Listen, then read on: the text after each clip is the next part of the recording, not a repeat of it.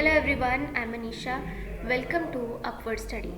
तो आज है 2 अगस्त और 2 अगस्त के सारे इम्पॉर्टेंट आर्टिकल्स एंड एडिटोरियल्स हम यहाँ पर डिस्कस करने वाले हैं। और इसी के साथ में आपको जो है वो इस वीडियो में मैं इम्पॉर्टेंट एमसीक्यूज़ भी कवर करवाती हूँ ताकि सब चीज़ों को हम अच्छे से लेकर के साथ में चल सकें।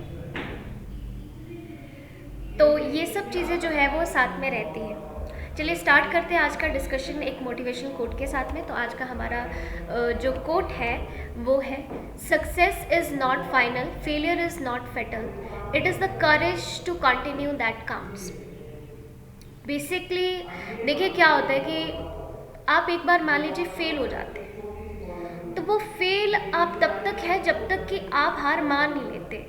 मतलब अगर आप बैठ गए और फिर दोबारा आपने हिम्मत नहीं किया कि मुझे दोबारा से यही चीज़ करना है और मैं तब तक हार नहीं मानूंगा जब तक कि मैं इसे अचीव नहीं कर लेता, तो तब तक आप हारे हुए हैं। तो अगर आप ये एक हिम्मत अपने अंदर रखते हैं तो आपको कोई हरा नहीं सकता।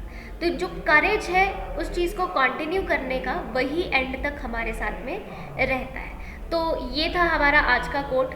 बेसिकली आपको ना बहुत से लोग मिलेंगे जो आपको ये चीज़ बोलेंगे कि नहीं आप नहीं कर पा रहे हो, या ये मान लो कि कोई एक स्टूडेंट है, वो एक बार प्री नहीं क्लियर कर पाता है तो उसको बहुत ज़्यादा सुनाया जाता है। दूसरी बार कोशिश करता है फिर नहीं होता है, कोई बात नहीं। तीसरी बार कोशिश करता है फिर नहीं होता है। तो बेसिकली आप हमेशा अगर फेल होते जा रहे हैं तो कुछ ना कुछ आपको अपनी स्ट्रैटेजी में, इसका मतलब है, चेंजेस करने की ज़रूरत है। बस वो चेंजेस कीजिए और उस करेज के साथ में आगे बढ़ते रहिए कि इस बार तो हो ही जाएगा। तो वो आपको एक हिम्मत अपने अंदर रखनी है कि नहीं मुझे करना है, मतलब करना है, किसी भी हालत में कर ही लेना है। बस प्रेशर नहीं लेना है उस चीज़ का, अपने ऊपर ज़्यादा टेंस नहीं होना है। थोड़ा सा प्रेशर तो बनता ही, पर उतना ज़्यादा आपने लेना नहीं। और चीज़ों को स्ट्रैटेजी से जो है वो आपने सब चीज़ों को सही करते जाना है और हिम्मत रखनी है आगे बढ़ने की। तो ये था आज का कोट। चलिए बात करते हैं आज के हम इम्पॉर्टेंट एमसीक्यूज़ की। तो हमारा पहला एमसीक्यू है कि which Indian wrestler von a bronze medal at the under 23 Asian wrestling championship इन 2022? दीपक पूनिया, रवि कुमार दाहिया, बजरंग पूनिया या फिर अंशु मलिक। नेक्स्ट हमारे पास सवाल है कि who is the attorney general of India as of 2022? तो अभी कौन है अटॉर्नी जनरल? ठीक है, जैसा कि आप सबको पता है कि इन सब क्वेश्चंस के आंसर आपको वीडियो के एंड में तो मिल ही जाते हैं, पर फिर भी आप जो है वो साथ साथ में इनको अटैम्प्ट ज़रूर करिए और कमेंट बॉक्स में मुझे आंसर देते रहा करिए। ठीक है, तो यहाँ पर हमारे पास ऑप्शन है के वेणुगोपाल, मुकुल रोहतगी या फिर तुषार मेहता या कपिल सिब्बल। तो उसका आंसर जो है वो आपको वीडियो के एंड में मिल जाएगा। Loktak lake is the largest fresh water lake in India, is located in which state? तो हमारे पास ऑप्शन है असम, मणिपुर, हरियाणा और तेलंगाना। तो इसका आंसर भी जो है वो आपको वीडियो के एंड में तो मिल ही जाएगा, बट फिर भी आपने जो है वो यहाँ पर कमेंट बॉक्स में इसका आंसर पहले देना है। नेक्स्ट, मर्तान सन टेम्पल जो है वो कहाँ पर लोकेटेड है? तेलंगाना, JNK, हरियाणा या फिर बिहार। चलिए स्टार्ट करते हैं आज के आर्टिकल से। तो ये बड़ा इंपॉर्टेंट आर्टिकल है हमारे लिए। तो बोले language as barrier. Basically language के बारे में यहाँ पर बात की जा रही है। अभी रिसेंटली क्या हुआ है कि हमारे होम मिनिस्टर अमित शाह ने यहाँ पर जो है वो बताया है, बोला कि इंजीनियरिंग हुई या लॉ एंड मेडिसिन की पढ़ाई होगी, वो इंडियन लैंग्वेज में जो है वो की जाएगी। यानी आप अपनी लोकल लैंग्वेज में जो है वो इसे कर सकते हैं, जो है वो हो सकता है। तो बेसिकली आपने जो है वो यहाँ पर देखे होंगे कुछ लोग होते हैं जो ज़्यादा पढ़े लिखे नहीं होते पर उनको नॉलेज होता है चीज़ों का, तो वो नॉलेज उनको अपनी लैंग्वेज में है, या लैंग्वेज जो है वो उसके बीच में बैरियर नहीं बने कि यहाँ पर कोई कुछ सीखना चाह रहा है, किसी चीज़ को पढ़ना चाह रहा है, बट क्योंकि उससे फराटेदार इंग्लिश नहीं आती है तो वो अच्छे से पढ़ नहीं पाएगा। तो ये बैरियर एक क्रिएट ना हो उसके लिए ये चीज़ जो है वो की जा रही है, पर इसके भी अपने प्रोज एंड कॉन्स हैं। तो बोले यहाँ पर आप देख सकते हैं कि हमारी नेशनल एजुकेशन पॉलिसी जो कि आई थी 2020 में, तो हमारी अभी तक जो ये 3 नेशनल एजुकेशन पॉलिसीज़ आ चुकी हैं। आप मुझे कमेंट बॉक्स में बताइए कि first national education policy and second national education policy कब आई थी। ये मैं बहुत बार पहले भी बता चुकी हूँ। तो बोले कि उसको ध्यान में रखते हुए ये चीज़ जो है वो यहाँ पर हमारे होम मिनिस्टर के द्वारा बोली गई है कि यहाँ पर हमें इंडियन लैंग्वेजेस को हायर एजुकेशन में प्रमोट करना है, उसके बारे में बात की जा रही है। तो नेशनल एजुकेशन जो पॉलिसी है वो हमें ये चीज़ बताती है कि हायर एजुकेशन इंस्टीट्यूशन में जो प्रोग्राम्स होंगे या जो भी हायर एजुकेशन होगी वो अपनी मदर टंग या लोकल लैंग्वेज में करवाई जाए, या फिर वही आपका मीडियम ऑफ इंस्ट्रक्शन रहे। ठीक है, या फिर इसको हम बायलिंगुअली रखें, ये सब चीज़ें जो है वो निकल के आ रही हैं। तो बोल रहे कि इसके पीछे आपका जो अमित शाह का जो रैशनल है उसको क्या बताया जा रहा है कि 95 स्टूडेंट्स जो कि प्राइमरी एजुकेशन अपनी मदर टंग में लेते हैं वो लेफ्ट आउट फील ना करें कि हम जो है वो आगे सिर्फ इसलिए नहीं बढ़ पा रहे हैं क्योंकि हमारी लैंग्वेज, जो हमने जिस लैंग्वेज में सीखा वो कोई और था, हमारा मीडियम कोई और था, अभी हमें जो है वो एकदम से जंप करना पड़ रहा है किसी और मीडियम में। तो बोल रहे कि अभी रिसेंट ईयर्स की अगर हम बात करें तो यहाँ पर सब्सटेंसिव मेजर्स लेने की बात की जा रही है कि जो इंजीनियरिंग कोर्सेज है वो इंडियन लैंग्वेजेस में करवाए जाए। तो union education minister Dharmendra Pradhan जो है उन्होंने लोकसभा में दिसंबर 2021 में भी ये बात कही थी। बोला effective 2021 and 2022 AICTE granted approval of 19 engineering college in 10 states for having engineering courses in 6 Indian languages, कि आप इंडियन लैंग्वेजेस में चीज़ों को करवाइए। अब बोला कि ये जो काउंसिल है इन्होंने इसके अलावा ना AICTE translational automation AI tool को भी डेवलप किया है। वो क्या करेगा, वो ट्रांसलेट करेगा इंग्लिश ऑनलाइन कोर्सेज को 11 इंडियन लैंग्वेजेस में। उसके अलावा स्वयं की बात करें तो स्वयं क्या है, एक ओपन ऑनलाइन कोर्सेज प्लेटफॉर्म है जो कि सेंट्रल गवर्नमेंट का एक प्रोग्राम है स्वयं। ये क्या है, ओपन ऑनलाइन क्लासेस प्लेटफॉर्म। तो बोल रहे हैं कि ये ऑफर करता है पॉपुलर कोर्सेज को इंडियन लैंग्वेजेस में, और ये क्या करेगा, and the import of this is that the goal of covering all sections as far as higher education is concerned should become the reality, कि जब तक ये आ नहीं जाता तब तक ऐसी चीज़ों को हम करते रहेंगे। अभी यहाँ पर जो है वो बड़ी सारी चीज़ें निकल के आती हैं। बोले कि तमिलनाडु जो है, अगर हम इसका एग्जाम्पल लेते हैं तो यहाँ पर बोले कि ये अपनी इंजीनियरिंग की जो एजुकेशन है उसका तमिल मीडियम में जो है वो has not created any impact despite principal political players using language as political tool, कि उन्होंने इसको पॉलिटिकल टूल बनाया, पर उतना भी ज़्यादा ये फ्रूटफुल नहीं रहा।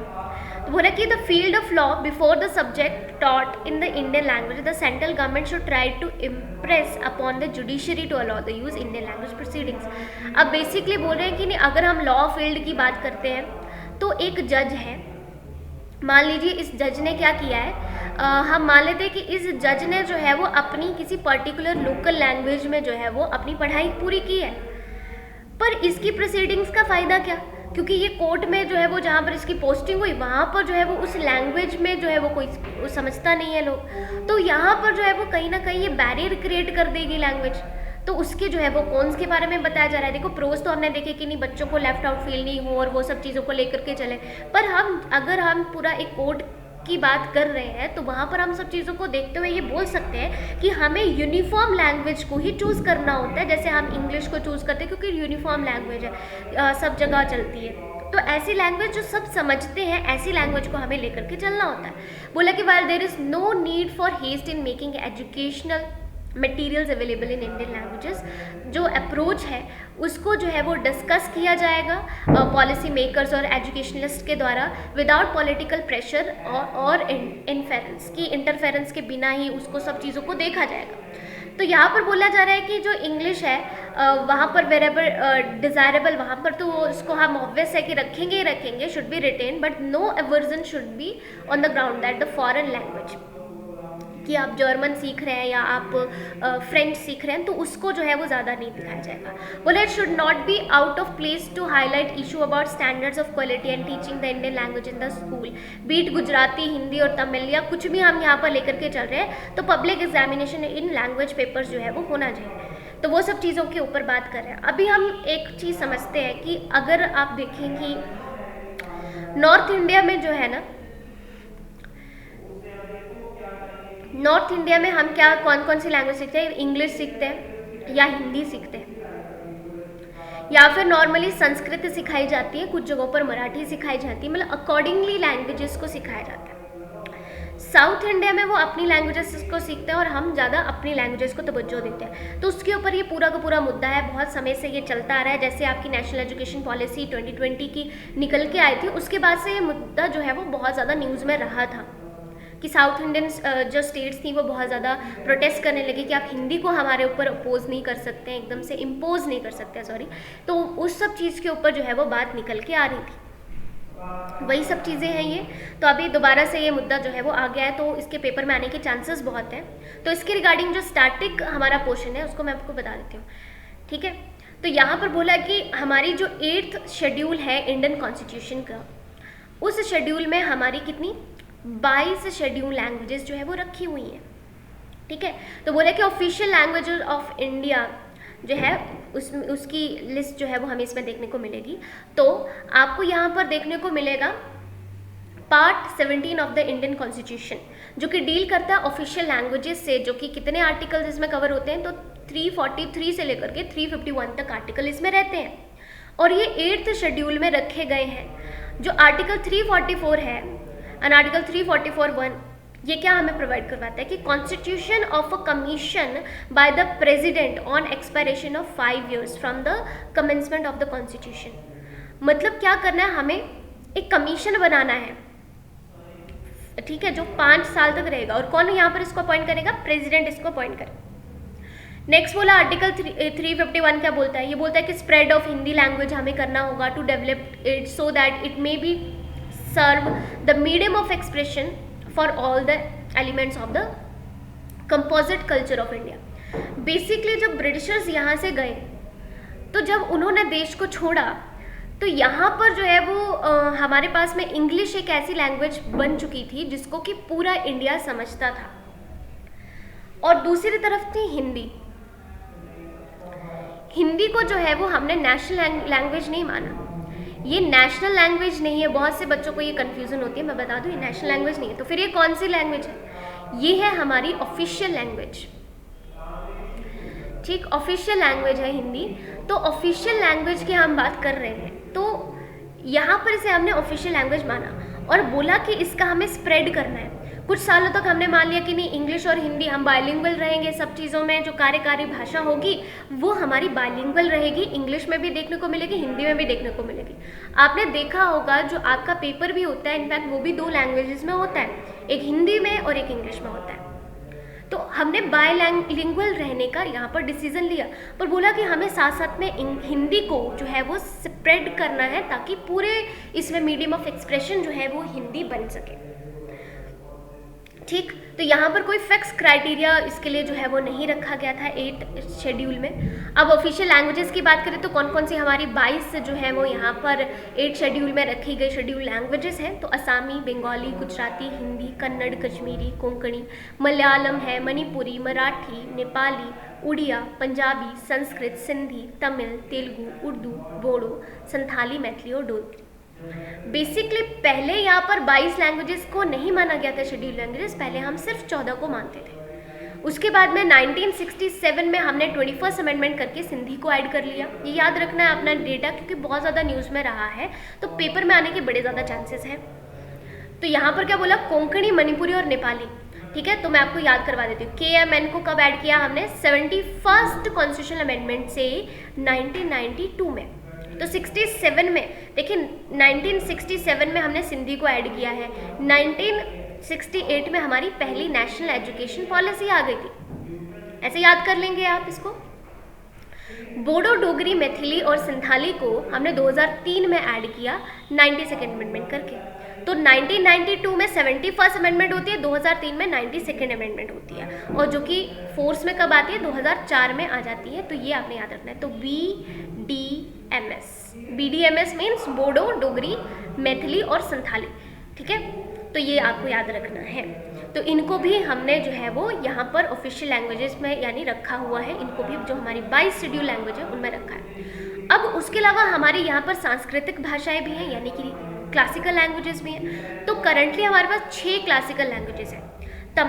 तमिल को 2004 में ही हमने क्लासिकल लैंग्वेज मान लिया था। उसके बाद 2005 में संस्कृत, कन्नड़ को 2008 में माना गया, तेलुगु को भी 2008 में माना गया, मलयालम 2013 में, और सबसे लेटेस्ट है हमारी उड़िया जो कि 2014 में बनाई गई। और 2014 में आपको पता है कि तेलंगाना स्टेट निकल गया, 2014 में ही उड़िया को जो है वो यहाँ पर क्लासिकल लैंग्वेज का दर्जा दे दिया जाता है। तो इसको भी हम 8th शेड्यूल में रखते हैं। याद रखना, सवाल कैसे भी आपका बन सकता है। तो आपने जो है वो क्वेश्चन को किसी भी तरह से छोड़ना नहीं है, पूरा कर लेना है। नेक्स्ट है हमारे पास कि using a rupee route to get around a dominating dollar, sorry. तो यहाँ पर क्या बोला कि बेसिकली हमें जो है वो रुपी को अगर हम देखें तो किस तरह से हम लेकर के चले ताकि हम डॉलर को डोमिनेट कर पाएँ। यानी आप सबको देखने को मिल रहा है कि रुपी की वैल्यू दिन प्रतिदिन घटती जा रही है, हमारे रुपए की वैल्यू घट रही है और डॉलर की वैल्यू बढ़ रही है। तो कंपैरेटिवली जो है डॉलर जो है वो बड़ा है हमारे रुपी से। कितना बड़ा है? 80 रुपये तक की इसकी वैल्यू जा चुकी है, ठीक है। हालांकि अभी थोड़ा बहुत कुछ पैसे में सुधार आया है पर उतना नहीं। तो यहाँ पर ये चीज़ देखने को मिल रही है। तो यहाँ पर क्या बोल रहे हैं कि हम यहाँ पर कुछ जियोपॉलिटिकल डेवलपमेंट करके अपने ट्रेड को रुपी में प्रमोट कर सकते हैं और ये हमारे पास बहुत ही अच्छा एक तरह से यहाँ पर हम इसकी एडवांटेज उठा सकते हैं इस चीज़ की। तो उसके ऊपर ये पूरा आर्टिकल है। तो बोल रहे हैं कि number of countries including India are now considering the use of other currencies to avoid US dollar. कि आपको पता है कि ब्रेटन वुड्स कॉन्फ्रेंस हुआ था जहाँ पर हमने डॉलर को जो है वो गोल्ड के इक्विवेलेंट मान लिया था और मीडियम ऑफ एक्सचेंज जो है वो यूनिवर्सली यानी इंटरनेशनली डॉलर को हमने कंसिडर किया था। पर अब जो यहाँ पर है डॉलर का रोल जो है वो यहाँ पर घटाने की बात कर रहे हैं कि हमें इंडिजिनाइज करना चाहिए, अपनी करेंसी को हमें ज़्यादा प्रमोट करना चाहिए, ठीक है। आपको पता है वैसे भी इंडिया जो है वो 5th लार्जेस्ट इकोनॉमी है, ठीक है। चलिए कमेंट बॉक्स में आप मुझे बता दीजिए कि इंडिया के ऊपर कौन कौन सी इकोनॉमी कौन सी टॉप 4 में आती है, ठीक है, वो आप मुझे कमेंट बॉक्स में बता दीजिए। बोले कि as for India currency hierarchy goes back to colonial times when the Indian rupee was virtually linked to the British pound and rather than gold which it earn through exports. कि पहले Indian currency को जो है वो हम British pound से link करते थे, इसको गोल्ड से नहीं लिंक करते थे एक्सपोर्ट्स के लिए। तो बोल रहे कि यहाँ पर पोस्ट वॉर पीरियड में हमें क्या देखने को मिलता है कि न्यू कॉलोनियल करेंसी जो है वो यहाँ पर निकल के आती है और यूएस डॉलर को हम यहाँ पर मेजरली इंटरनेशनल ट्रांजैक्शंस का एक जरिया मान लेते हैं।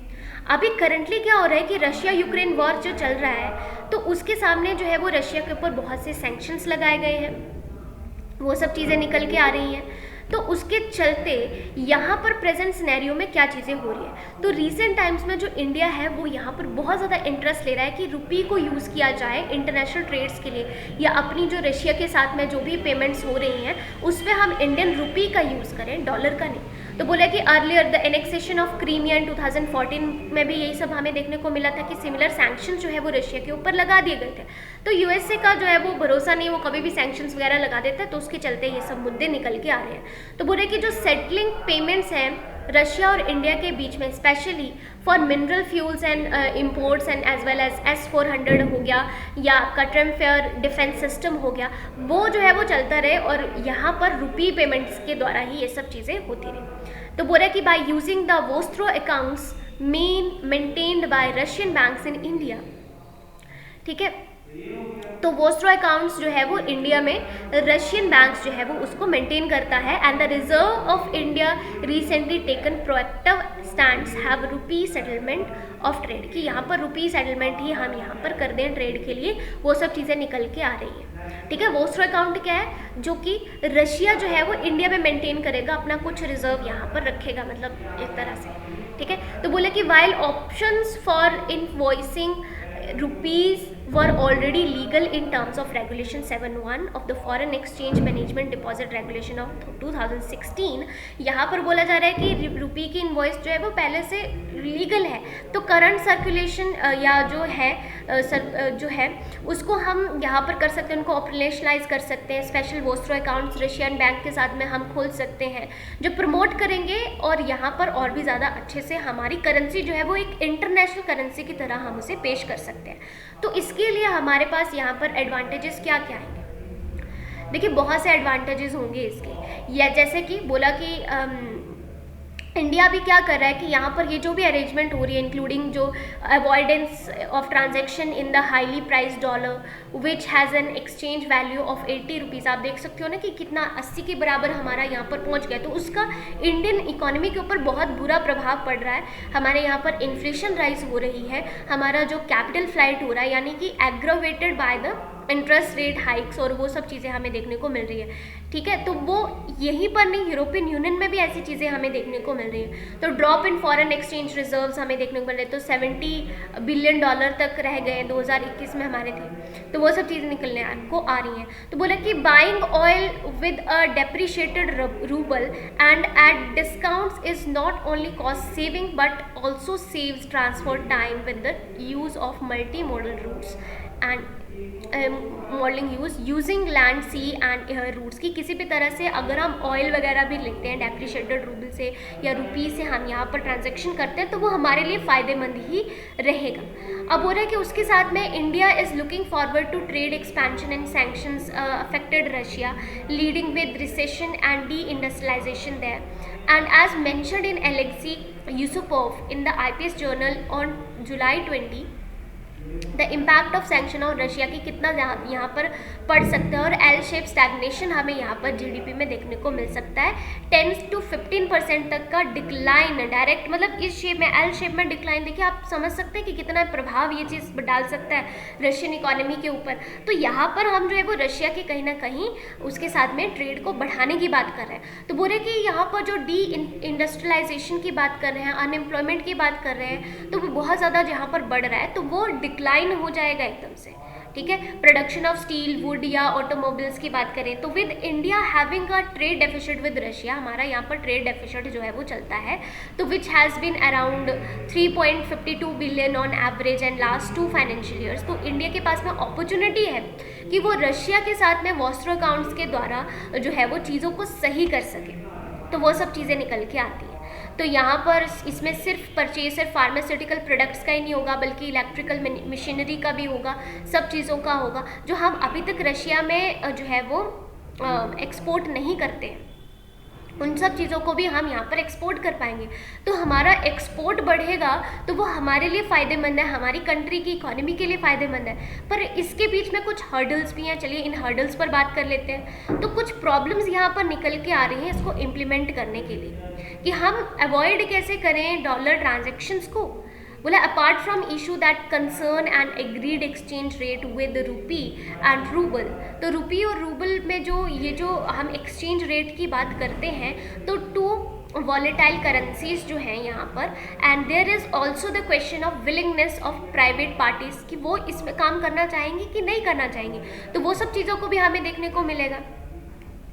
तो यहाँ पर जो RR रूट है वो थोड़ा अट्रैक्टिव तो हो सकता है इंडियन एक्सपोर्टर्स के लिए, बट फाइनली अगर हम यहाँ पर बात करें कि ऑफिशियल कंसर्न्स या जो रिएक्शंस हैं वो क्या बताते हैं, कि पर्टिकुलरली जो US डॉलर है to deal specially to purchase the S-400 defence equipment and the fear continues and even the recent congressional approval of, क्योंकि जब हम क्या कर रहे थे, जब हम S-400 की डील यहाँ पर कर रहे थे तो उस समय में भी हमारे यहाँ पर जो है बहुत सारे सैंक्शंस वगैरह लगे और बहुत ज़्यादा हर्डल्स हमें पर यहाँ पर आई थी। दूसरा चाइनीज़ एग्रेशन की हम बात करते हैं, तो यहाँ पर इंडिया को इन सबसे भी डील करना है, और स्पेशली ऑयल जो है and can be considered by the west India and react backdoor support कि उसको भी हमें यहाँ पर चाहिए। तो बोले India is importing Russia crude at 30% discount पर हमें ये सब चीज़ें मिल रही है। तो processing at refineries in Gujarat and which includes Reliance and then exporting those to the west, कि हम उनको वेस्ट में एक्सपोर्ट भी आगे से कर रहे हैं, तो वो सब चीज़ें हमें कहीं ना कहीं फ़ायदा ही करी हैं। तो ऐसे जो एक्सपोर्ट्स हैं वो उनका अमाउंट हमें यहाँ पर देखने को मिल रहा है कि $1.5 बिलियन पर डे के हिसाब से हो रहा है। तो ये जो कंपनीज है ये एक्सपोर्ट करती हैं वेस्ट को विद रोबस्ट रिफाइनिंग मार्जिन्स के साथ में, ठीक है। तो वो सब चीज़ें यहाँ पर निकल के आती हैं। तो यहाँ पर बोल रहे कि कुछ अटैम्प्ट्स हैं जो कि before the novel corona virus, उससे पहले हमें देखने को मिले थे। तो बोला कि integrate clearing counts on the BRICS platform and an analyse writer EPWN quantitative implications वगैरह सब चीज़ें उसकी देखी जा रही हैं, ठीक है। तो चाइना के साथ में we are having the trade surplus and it is a pattern and similar to what happening in the India and Russia trade at the moment, कि वहाँ पर भी ये सब चीज़ें जो है वो होने को जा रही हैं। तो वो सब चीज़ों के ऊपर ये आर्टिकल है। तो RR रेट एक्सचेंज के बारे में यहाँ पर बात की जा रही है, ठीक है। तो यहाँ पर इस सब के बारे में ये आर्टिकल था। आई होप आपको समझ में आया होगा, ठीक है। चलिए बात करते हैं नेक्स्ट आर्टिकल की, तो यहाँ पर क्या बोल रहे हैं कि गवर्नमेंट के अपने गिग वर्कर्स कौन से होते हैं, तो बेसिकली ये गिग वर्कर्स होते हैं कॉन्ट्रैक्चुअल वर्कर्स, ठीक है, कि कॉन्ट्रैक्ट होता है जिनके साथ में और वो सब चीज़ें। तो यहाँ पर आप यहाँ पर देख सकते हैं कि ये जो फूड डिलीवरी एजेंट्स हैं जो और साइड रेस्टोरेंट इन विजयवाड़ा, ये गिग वर्कर्स ही तो हैं, कॉन्ट्रैक्टर जॉब्स कर रहे हैं, तो कॉन्ट्रैक्टर्स के साथ में इनको रखा गया, कॉन्ट्रैक्ट के साथ में इनको जो है वो रखा गया है, तो ये गिग वर्कर्स हैं। तो बोल रहे हैं कि अगर हम अग्निपथ स्कीम की बात करें तो इसने जो है वो इसके ऊपर एक डिबेट छेड़ दिया है कि जो गवर्नमेंट जॉब्स हैं ये टेम्प्रेरी जॉब्स बनती जा रही हैं, ये गिग वर्कर्स की तरह काम करेंगे। तो उसके ऊपर ये आर्टिकल है, बड़े शानदार आर्टिकल है, इसके ऊपर चर्चा करते हैं। तो बोल रहे हैं कि आउटसोर्सिंग अ डोमिनेंट मोड, तो बोल रहे हैं कि अभी अगर हम बात करें रिसेंटली जो caste system of permanent contractual and casual employees के बीच में है, and outsourcing that has become dominant mode of working in the government from highly specialised task of the most routine ones. आप एक चीज़ समझ सकते हैं, देखो बहुत ही सिंप्लीफाइड लैंग्वेज में मैं आपको समझाती हूँ कि बेसिकली आर्टिकल बोलना क्या चाह रहा है। ये आर्टिकल बोल रहा है कि हम यहाँ पर गिग वर्कर्स की बात करते हैं, ठीक है। आपने देखा होगा कि गिग वर्कर्स या सिंपली हम जिनको ठेकेदार बोलते हैं, जिनको ठेका दिया होता है किसी काम को करने का, वो जो है वो कहीं ना कहीं प्राइवेट पार्टी से इस काम को करती थी। पर गवर्नमेंट जो है वो अगर ऐसी जॉब्स देना शुरू कर दे तो उससे क्या होगा, उसके फ़ायदे क्या हैं और उसके नुकसान क्या हैं, ठीक है। तो उसके बारे में यहाँ पर ये पूरा आर्टिकल है। तो बोल रहे हैं कि यहाँ पर दो मेन मेथड है टू इंडक्ट एन एम्प्लॉय। एक तो कॉन्ट्रैक्ट कर लें गवर्नमेंट के साथ में, फर्स्ट डायरेक्टली और पेरोल और the entity, and second through the labour contractor, कि किसी कॉन्ट्रैक्टर के साथ में आ गए और उस कॉन्ट्रैक्टर के पास में अपना है कि वो किसी को भी यहाँ पर एम्प्लॉय बना करके लाए और वो अपना काम पूरा करे, तो वो टेंडर प्रोसेस जैसा आपका रहता है। तो ऐसे दो तरीके होते हैं कि एक तो गवर्नमेंट के साथ में डायरेक्टली वो कॉन्टैक्ट में है और उसको पेरोल एंटिटी पर रखा गया, और एक कॉन्ट्रैक्टर के अंडर है, वो कॉन्ट्रैक्टर की हेडेक है कि वो क्या करेगा आगे से आगे, वो किस तरह से चीज़ों को दे करके चलेगा। तो यहाँ पर क्या बोल रहे हैं कि ये यहाँ पर बेसिकली क्या होगा कि अगर गवर्नमेंट जो है वो ऐसे काम करने लगे, अगर यहाँ पर जो है वो एंगेज इन कॉन्ट्रैक्चुअल वर्कर्स, तो non payment of salaries of extended periods and forging of the statutory deductions और वो सब चीज़ें हमें ज़्यादा देखने को मिल सकती हैं। तो लेबरर कॉन्ट्रैक्टर जो है वो यहाँ पर अनइवन डिस्ट्रीब्यूशन ऑफ वर्क कर सकते हैं और वो सब चीज़ें आपकी यहाँ पर देखने को मिलती हैं कि उनको है कि इतने दिन में काम कंप्लीट करना है, तो वो जैसे मर्जी करेंगे, किसी भी तरह से करेंगे। बोले कि इसके जो है वो सीरियस हमें रेपरकशंस देखने को मिल सकते हैं in the quantity of public service and stagnation, हमें पब्लिक ट्रांसपोर्ट और हेल्थ वगैरह में देखने को मिल सकती है। Urban, rural and local bodies में हमें यहाँ पर जो है वो सब चीज़ें देखने को मिल सकती है कॉन्ट्रैक्चुअल वर्कर के द्वारा। आप देख सकते हैं नॉर्मली यहाँ पर बहुत ज़्यादा काम ऐसे होते हैं, तो इससे जो है वो रिस्पॉन्सिबिलिटी का कहीं ना कहीं शिफ्ट हो जाएगा। रिस्पॉन्सिबिलिटी किसकी हो जाएगी, यहाँ पर कॉन्ट्रैक्टर की रिस्पॉन्सिबिलिटी हो जाएगी। वो अपनी तरफ से देखेगा, अपनी तरफ से सब कुछ रेगुलराइजेशंस करेगा, सब कुछ रेगुलेट काम करने का काम कर सकता है, ठीक है। वो सब चीज़ें उसके अंडर आ जाएंगी और वो सब चीज़ों को देखना शुरू कर देगा। तो बोले कि capability to draft even review basic tender documents और वो सब चीज़ों की भी जो मैनेज करना है, वो सब चीज़ें अगर उस केस में अगर हम बात करें तो गवर्नमेंट की कैपेबिलिटी वहाँ पर भी ख़त्म हो जाएगी कि वो रिव्यू नहीं कर पाएगी टेंडर डॉक्यूमेंट्स वगैरह सब कुछ चीज़ों को।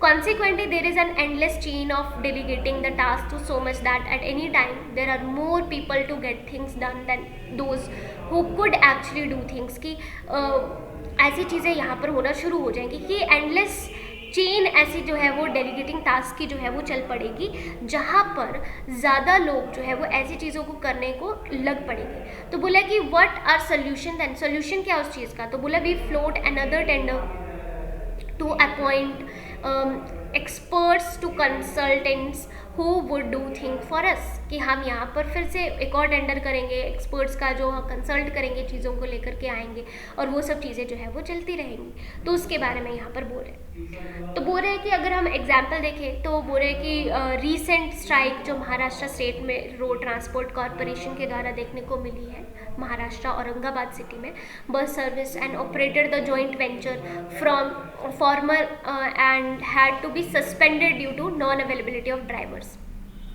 कि उसको सस्पेंड कर दिया गया ठीक है।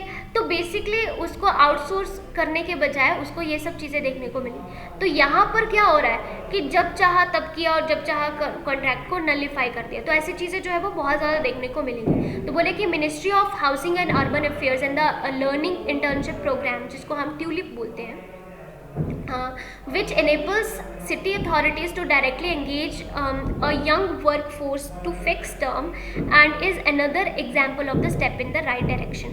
कि यहाँ पर जो है वो अगर हम ट्यूलिप की बात कर रहे हैं तो यहाँ पर ये क्या करता है, ये अथॉरिटीज़ को एनेबल करता है कि वो डायरेक्टली एंगेज करें यंग वर्कफोर्स के साथ में और उसको उसकी टर्म को फिक्स करें। तो ये सब चीज़ें जो है वो हमें सही उसमें देखने को मिलती है कि ये नहीं कि जब चाहे तब ख़त्म, वो सब चीज़ें नहीं हैं। ठीक है। तो यहाँ पर क्या बोलते हैं कि क्रिटिक पब्लिक एम्प्लॉयमेंट क्या बोलती है कि शेपिंग रियलिटीज़, कि बोलती है कि यहाँ पर presence of the absence of security and benefits permanent job में be disconnected from the prominent modes of the recruitment and shaping the realities. यानी कि यहाँ पर आप जॉब सिक्योरिटी नहीं दे रहे हैं, तो ये जो है वो कहीं ना कहीं खतरनाक चीज़ हो सकती है कि सिक्योरिटी बेनिफिट्स नहीं है कुछ भी परमानेंट जॉब की तरह, तो वो जो है वो कहीं ना कहीं खतरनाक चीज़ हो सकती है। तो moreover even though permanent government job remains highly coveted and it may be important to also recognise that not everyone may aspire to prominence due to the various reasons, की सभी जो है वो ऐसी चीज़ें नहीं करना चाहेंगे। तो फिक्स टर्म कॉन्ट्रैक्चुअल्स जो है वो यहाँ पर हमें देखने को मिलता है कि सेफ गार्ड है अगेंस्ट शीर एक्सप्लोरेशन जो है वो कभी भी निकाल दिया और वो सब चीज़ों के रिगार्डिंग। तो ये यहाँ पर है और यहाँ पर गिग इकोनॉमी की बात कर रहे हैं तो ये सब चीज़ें आपकी निकल के आती हैं। इनके रिगार्डिंग जो है वो मेजर्स की यहाँ पर बात की गई। आई होप आपको ये सब चीज़ें जो है वो समझ में आई होंगी। नेक्स्ट हमारे पास आर्टिकल है कि वर्किंग टूवर्ड्स एनिमल हेल्थ। बड़े शानदार आर्टिकल है, इसको हम ध्यान से देखते हैं कि क्या क्या चीज़ें इसमें बोली गई हैं। अब मैं आपको ना सिंप्लीफाई करके इस चीज़ को बताती हूँ। बेसिकली आप देख सकते हैं कि कोविड-19 आया, तो कोविड-19 के बाद में जो है वो ये सब चीज़ें बड़ी ज़्यादा चलने लगी कि जूनोटिक डिजीज़ क्या है, कि जूनोटिक डिजीज़ क्या है जो कि आपको होता है जानवरों से ह्यूमन को आता है, वो हम यहाँ पर उसे मानते हैं जूनोटिक डिजीज़। तो ये जो जूनोटिक डिजीज़ की जब हम बात करते हैं तो ये फैल कैसे रहे हैं, बहुत से जूनोटिक डिजीज़ है ना, जैसे स्वाइन फ्लू चला या आप कई सारी चीज़ें आपकी और भी निकल के आ रही हैं, तो उसके बारे में है। तो बोल रहे हैं कि अगर हम यहाँ पर देखें तो इंडिया का जो लाइफ स्टॉक पॉपुलेशन है 1.6 बिलियन का, that turn translate into scenario where approximately 280 million farmers जो है वो यहाँ पर ऐसी इंडस्ट्रीज से रिलेटेड हैं जो कि लाइफ स्टॉक्स यानी जो कि जानवर वगैरह पालते हैं या वो सब चीज़ों को करते हैं, एनिमल हस्बेंड्री से रिलेटेड होते हैं। तो ऐसे बहुत से लोग हमें देखने को मिलते हैं। और अगर हम ट्रेड और डेयरी के पर्सपेक्टिव से देखें तो 160 बिलियन लोग जो है वो मीट इंडस्ट्रीज पर 50 बिलियन वगैरह लोग जो है वो यहाँ पर रहते हैं। तो ऐसे लोग क्या करते हैं, ये जानवर पालते हैं, ठीक है, सिग्निफिकेंट ओवरलैप करता है ये वाइल्ड लाइफ और ह्यूमंस के साथ में, उनके कांटेक्ट में रहते हैं। तो क्लाइमेट चेंज ऐसी जो चीज़ें हो रही हैं या वेदर जो है वो एनिमल हस्बेंड्रीज के ऊपर पे भी एक इम्पैक्ट डालता है। यानी कि एक कॉन्सेप्ट की यहाँ पर ये बात कर रहे हैं कि बेसिकली जानवरों की हेल्थ का क्या, अगर हम जूनोटिक डिजीज़ तो हमारी नज़र में आ गई, जूनोटिक डिजीज़ की हम बात कर रहे हैं कि जानवरों से हमें आ रहे हैं, हम खुद को बचाने के लिए चीज़ें कर रहे हैं, पर जानवरों के लिए क्या, तो वो सब चीज़ें निकल के आ रही हैं। अब बोल रहे हैं कि यहाँ पर स्टैट्स हमें क्या बताते हैं कि अराउंड 9580 हमें यहाँ पर इंसेंसेस कैसे देखने को मिलते हैं डिजीज़ आउटब्रेक्स फ्रॉम 2000 टू 2000 से लेकर के 2010 तक, यानी कि एक दशक में हमें 60% डिजीज़ जो है वो जूनोटिक नेचर के देखने को मिले थे। उसके अलावा यहाँ पर बोला गया कि अगर हम CAGR की बात करते हैं, कगार क्या है आपका, कंपाउंड एनुअल ग्रोथ रेट, इनका कितना है, 6% है। वो इस रेट से जो है वो बढ़ते जा रहे हैं ये आउटब्रेक जूनोटिक डिजीज़ के। और इंडिया में अगर हम देखें जूनोटिक डिजीज़ के आउटब्रेक को तो 12 बिलियन इकोनॉमी जो है वो यहाँ पर लॉस में आ सकती है। बोल रहे कि even though these disease do not affect human health directly, they are responsible for huge consequences to farmers, exporters and gross domestic product, की उन सब में ये जो चीज़ें हैं कहीं ना कहीं देखने को मिल जाती हैं कि उनको इफेक्ट करेगा, GDP को इफेक्ट कर देगा। अगर डायरेक्टली हेल्थ को नहीं भी कर रहा तब भी इनडायरेक्टली कैसे ना कैसे ये इम्पैक्ट में आ ही जाएंगे। और यहाँ पर बोल रहे कि बैकग्राउंड में अगर हम देखें तो close collaboration with need between veterinary science and human health experts के साथ में हमें पेंडेमिक प्रिपेयरनेस पहले से कर लेनी चाहिए, क्योंकि कई सारे डिजीजेस, स्वाइन फ्लू बहुत ज़्यादा फैला था, फिर उसके बाद में आपका ये अब कोविड आ गया, तो वो सब चीज़ों के बाद में ये सब चीज़ें, अभी भी कई सारे डिजीज़ ऐसे निकल के आते हैं, जैसे बर्ड फ्लू फैला था, तो वो सब चीज़ें। तो बोले कि मेजर लूप होल जो है कंटेक्स्ट ऑफ पेंडेमिक प्रिपेयरनेस में, कि ये लार्जली ह्यूमन सेंट्रिक है, कि हम सिर्फ ह्यूमन को देखते हैं, पर हम उस गैप को जो एनिमल्स का बीच में भी है उसको हम कहीं ना कहीं भूल जाते हैं। तो वन हेल्थ की यहाँ पर बात की जा रही है कि बोल रहे कि जो डिपार्टमेंट है एनिमल हस्बेंड्री का, वो क्या वो वर्क करेगा कि वो ज़्यादा इन्वेस्ट करे इस प्रिपेयरनेस के लिए, सब कुछ चीज़ों को लेकर के आगे आए। उसके अलावा department of animal husbandry and dairying जो है वो यहाँ पर सेटअप किया गया वन हेल्थ यूनिट की तरह, जो कोलैबोरेट करेगा गेट्स फाउंडेशन के साथ में, ठीक है, और जो एनिमल पेंडेमिक प्रिपेयरनेस को भी यहाँ पर देखेगा। तो ये सब चीज़ों को लेकर के आएंगे, ठीक है। उसके अलावा national digital live stock mission जो है वो आपको देखने को मिलेगा, जो पूरा इन्फॉर्मेशन देगा लाइव स्टॉक हेल्थ के ऊपर, वो सब चीज़ों को लेकर के साथ में चलेगा, ठीक है। तो यहाँ पर बोले कि जो दाद है, दाद यानी कि ये जो department of animal husbandry and dairying है, ये कोलैबोरेट करेगा अपने principal scientific adviser central drug standard control organisation के साथ में, उसके अलावा ICAR के साथ में, IPC के साथ में भी करेगा, और यहाँ पर सब चीज़ों को देख करके चलेगा, स्ट्रीमलाइन में यानी हेल्थ वगैरह को सबको देखने की बात जो है वो करेगा। अब बोले कि हमें एक सक्सेसफुल मॉडल यहाँ पर क्रिएट करना होगा जो एनिमल पेंडेमिक प्रिपेयरनेस के लिए जाना जाए, ठीक है। तो उसके ऊपर यहाँ पर बात करें कि उनके लिए भी हमें सक्सेसफुल जो एनिमल ड्रग्स या वैक्सीन्स बनानी होंगी, इकोसिस्टम पार्टनर्स को इंक्लूड करना होगा, जो ऐसी एंटिटीज या पैथोजन या जो prioritisation and aiding pharma companies and vaccine search वगैरह सबको साथ में लेकर के चलना होगा, या world organisation of animal health, global alliance with vaccine and उन सबको साथ में लेकर के चलना होगा, ताकि हम एक अच्छा एक सक्सेसफुल मॉडल लेकर के आ सके, ताकि नेक्स्ट आउटब्रेक हिट करे उसके लिए हम बेटर तरीके से बहुत ही अच्छे से प्रिपेयर्ड हो, वो सब चीज़ों के बारे में। नेक्स्ट बात कर रहे हैं अल्फा फोल्ड की। ये क्या है? D force of science in science, यानी कि बेसिकली क्या बात कर रहे हैं कि यहाँ पर एक प्रोटीन को जो है उसको प्रिडिक्ट कर लिया गया है, जो कि AI बेस्ड है। तो यहाँ पर उसके बारे में यहाँ पर बात की जा रही है। चलिए बात करते हैं इस प्रोटीन के बारे में। तो बेसिकली एक डीप माइंड कंपनी है गूगल की, तो उन्होंने यहाँ पर इसको प्रिडिक्ट किया, जो कि 3 डायमेंशनल स्ट्रक्चर है किसका, 200 मिलियन प्रोटीन, जो कि अल्फा फोल्ड के द्वारा यूज़ करके किए गए हैं। तो आजकल हम 200 मिलियन प्रोटीन्स को जानते हैं, सबको मिला करके ये सब चीज़ों को किया गया है। तो अल्फा फोल्ड क्या है? बेसिकली ये एक AI बेस्ड प्रोटीन स्ट्रक्चर है, जो कि प्रिडिक्शन टूल है, जो कि प्रिडिक्ट करता है, ठीक है। तो it use process based on जो ट्रेनिंग या लर्निंग, रिटेनिंग, रीलर्निंग और उनको प्रिडिक्ट करना। तो टोटल 214 मिलियन यूनिक स्ट्रक्चर्स को यहाँ पर ये बताता है। बोला कि the Indian community of structural biology needs to take advantage of the AlphaFold database, कि जो सब चीज़ों को देखने का हम उसको किस तरह से एडवांटेज ले सकते हैं वैक्सीन्स या ड्रग्स वगैरह बनाने में, उसके बारे में है। तो बेसिकली अल्फा फोल्ड ये है क्या? तो ये एक प्रोटीन स्ट्रक्चर है, AI बेस्ड प्रोटीन स्ट्रक्चर है, जो कि प्रिडिक्शन टूल की तरह काम करेगा। तो बोला कि ये बेस्ड होता है कंप्यूटर सिस्टम पर और डीप नेचुरल नेटवर्क के ऊपर, जो ह्यूमन ब्रेन से इंस्पायर्ड है, एंड नेचुरल नेटवर्क्स को यूज़ करके large amount of input data and provides the desired output exactly like how human brain would, कि उसकी तरह ही काम करता है जैसे ह्यूमन ब्रेन काम करता है। तो यहाँ पर इसका जो रियल वर्क है वो किसने किया है? तो black box between input and output layers and called hidden networks, तो उसने ये काम किया। तो अल्फा फोल्ड जो है वो fed by protein sequence input से उसको फीड किया जा सकता है, and when the protein sequence enter through one and the predicted 3 dimensional structure come out through the other, कि वो वहाँ से एकदम से प्रिडिक्शन जो है वो निकल के आएगी। तो एक मैजिशियन की तरह ये जो है वो काम करता है। तो अल्फा फोल्ड काम कैसे करता है? ये ट्रेनिंग से, लर्निंग से, रिटेनिंग से और रीलर्निंग से काम करता है, कि तो ट्रेन किया जाएगा, दूसरा लर्न किया जाएगा, एक रिटेन की जाएगी सब चीज़ों को और रीलर्न किया जाएगा।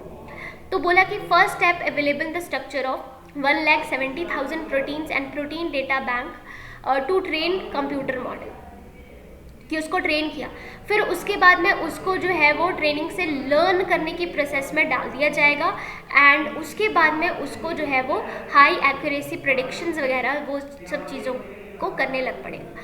तो ये आपका आएगा, तो 214 मिलियन यूनिक प्रोटीन सीक्वेंसेस से जो है वो यूज़ करके यहाँ पर इसको बनाया गया, तो उसको प्रिडिक्ट कर सकता है ये।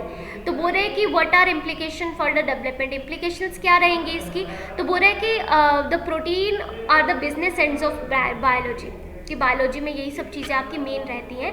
एंड मीनिंग प्रोटीन्स क्या करते हैं, जो सभी फंक्शंस को कैरी आउट करते हैं जो कि एक लिविंग सेल में होते हैं। तो therefore knowing protein structure and function is essential to the understanding of human disease. Human disease को समझ सकते हैं हम यहाँ पर। और साइंटिस्ट ने जो प्रिडिक्ट किया प्रोटीन स्ट्रक्चर, जो एक्सरेज को यूज़ करके, वो क्या है, वो आपका crystallography, nuclear magnetic resonance spectroscopy and cryogenic electron microscopy वगैरह सब चीज़ें निकल के आई। तो बोला कि ये जो टेक्निक्स है are not just time consuming, they often take years, are based mainly on trial and error method, कि सब चीज़ों पर ऐसे ही चला रहता है और हमारे पास जो वैक्सीन या ड्रग्स बनाने में बहुत ज़्यादा समय जाता है। तो बोला है कि इसका जो डेवलपमेंट का मतलब क्या है इंडिया के लिए, क्या सब चीज़ों में यहाँ पर आएगा।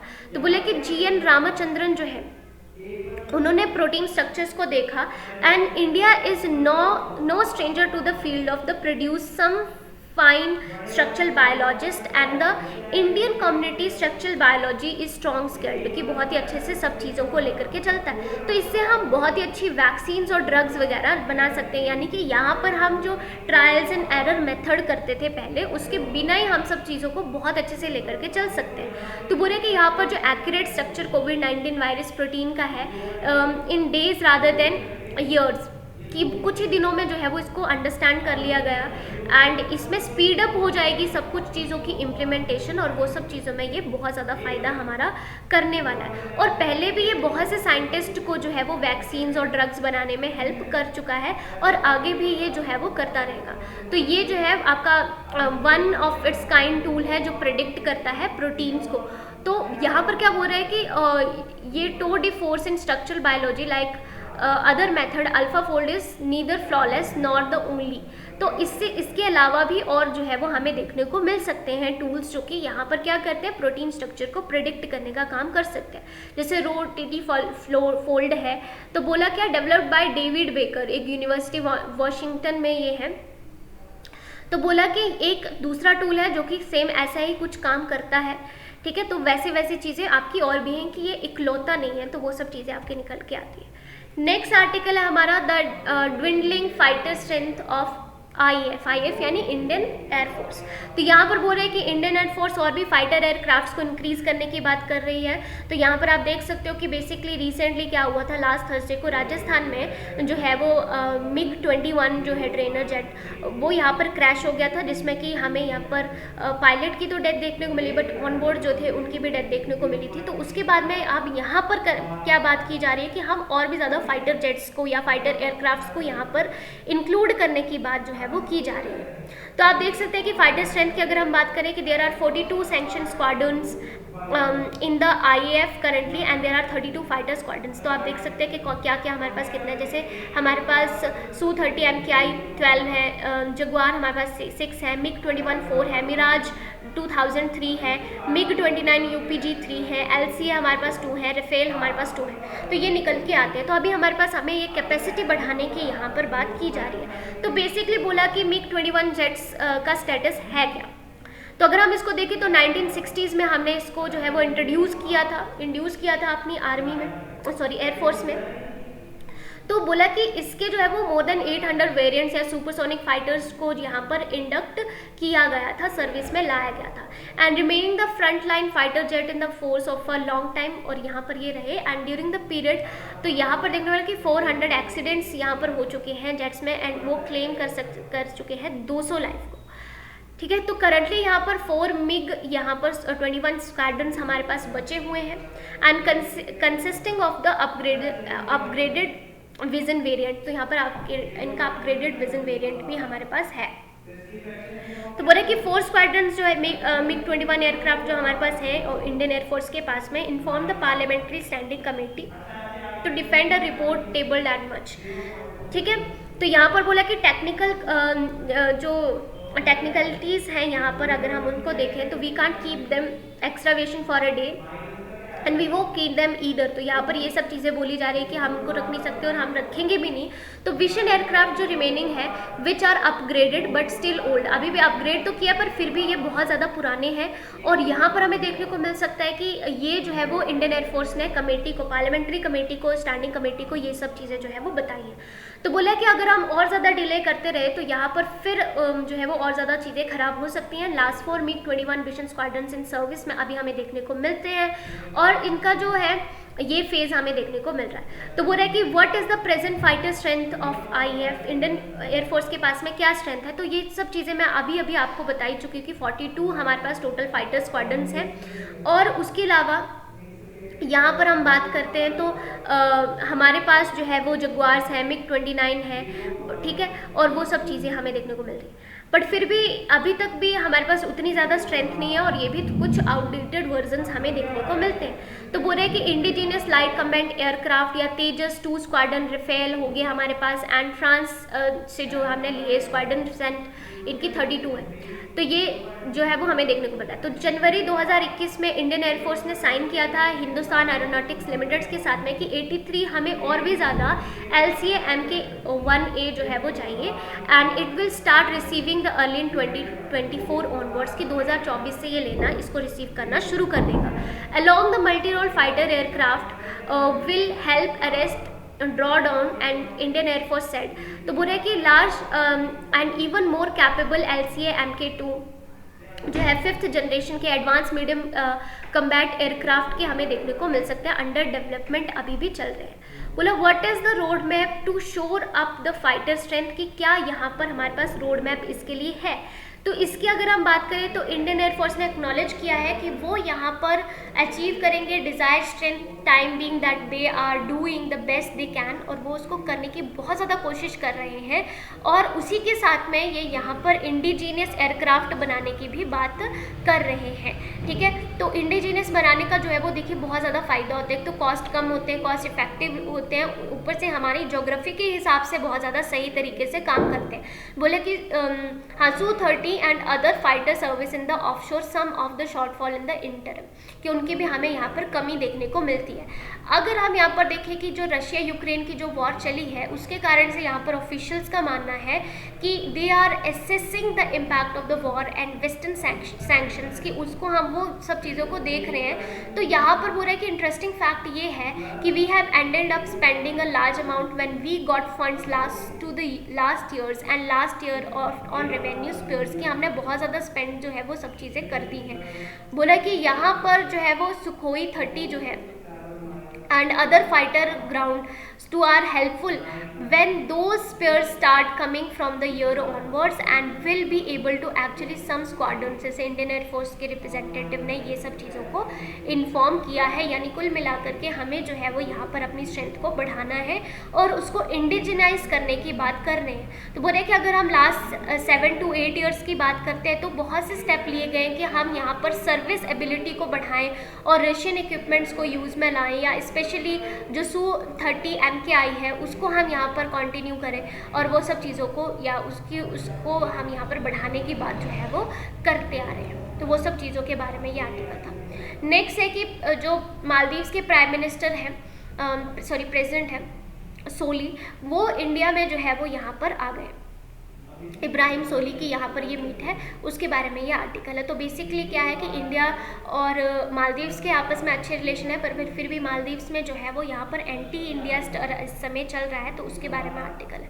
तो बोला कि ये जो मीटिंग हुई है आपकी ट्यूसडे को हुई और अभी ये जो है मिस्टर सोले जो है वो फर्स्ट विजिटिंग यहाँ पर प्रेसिडेंट बन जाएंगे, जो कि द्रौपदी मुर्मू से मिलेंगे। एक्सटर्नल अफेयर मिनिस्टर जयशंकर ने इनको क्या बोला है कि our neighbourhood first Maldives first and Maldives India first policy are complementary, दोनों ही कॉम्प्लीमेंट्री है और ये क्या करेंगे, ये स्पेशल पार्टनरशिप को फॉरवर्ड आगे भी रखेंगे।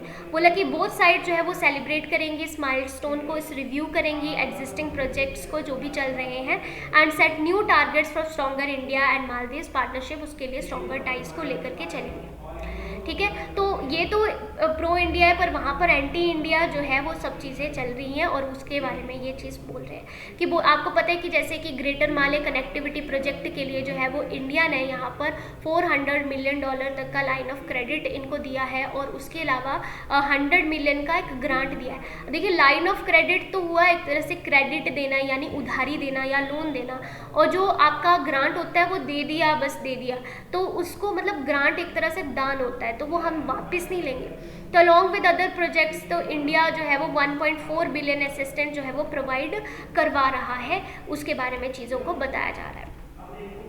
नेक्स्ट अभी देखते हैं अपने एमसीक्यूज़ को। तो यहाँ पर हमारा पहला सवाल था कि which Indian wrestler won bronze medal at under 23 Asian wrestling championship 2022, तो इसका सही जवाब है दीपक पुनिया। नेक्स्ट है कि हमारे अटॉर्नी जनरल ऑफ इंडिया इस समय कौन है, तो ये है के वेणुगोपाल। लोकटक लेक कहाँ पर स्थित है, तो आई होप आपने आंसर दे दिए होंगे, इसका सही जवाब है मणिपुर में। नेक्स्ट है कि मर्तान सन टेम्पल कहाँ पर है, तो ये आपको JNK में देखने को मिलेगा। इसी के साथ में हमारा द हिंदू का डिस्कशन यहीं पर खत्म होता है। आई होप आपको लेक्चर समझ में आया होगा। अगर आपको लेक्चर अच्छा लगता है तो आप इसको लाइक शेयर एंड सब्सक्राइब कर सकते हैं। अगर अभी तक आपने चैनल को सब्सक्राइब नहीं किया है तो आप चैनल को सब्सक्राइब कर दीजिए और लेक्चर को ना लाइक ज़रूर कर दीजिए करिए, इससे क्या होता है मोटिवेशन जो है वो बना रहता है।